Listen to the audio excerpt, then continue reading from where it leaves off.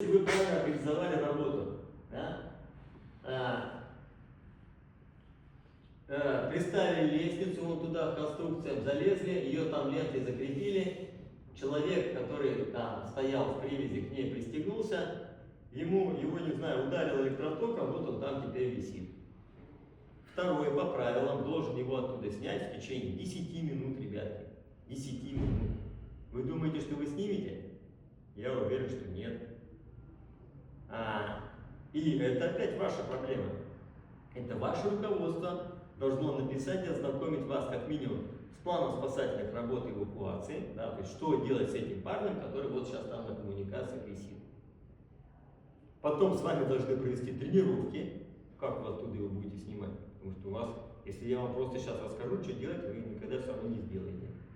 Потому что работа на высоте, как и любая другая работа руками, это не знание, это навык.